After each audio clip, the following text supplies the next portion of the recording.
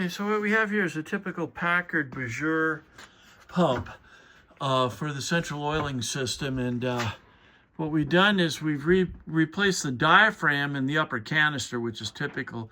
We have on order a new restrictor valve because these valves have a restrictor in them that allows this piston to come down very slowly into the pump assembly. And it's just the spring pressure alone that plunges about an 1/8 inch diameter piston rod down into this bronze base. There's on the bottom is a felt filter that filters the oil as it comes up. It shoots out through this brass tube and then comes out here. And we have this all lined up to a pressure gauge here, a 0 to 600 PSI pressure gauge.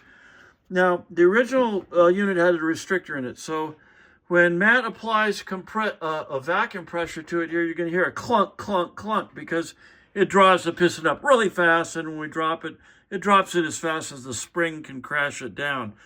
So, like I say, I do have on order the correct restrictor valve for this, because this one was drilled out. A lot of time people drill them out because they just don't know how the thing is going to work when they're so restricted, but that's the way they work. Otherwise, you put that belt of oil in the center lane of the highway with your BiJur automatic oilers. So Matt, if you'll just give us some pressure here, we'll watch how this gauge goes up. Up and down goes the piston.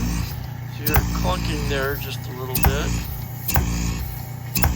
And as soon as it's bled out, we should have this thing in total operation. We don't have any leaks, do we? Oh, here we go. Of course, as you're driving, the intake manifold increases and decreases, and that results in this piston being plunged. But like I say, if there's any air in the line, it's not going to go up and down as fast as it should. It's because you took it out of the oil and it leaked out. Oh, that's right. When I pulled it out of the oil, I introduced a whole new gulp of air in it, darn it. So just take a moment here. There we go. Now it's bled out. And that's over 600 pounds. Do it again just for the fun of it here.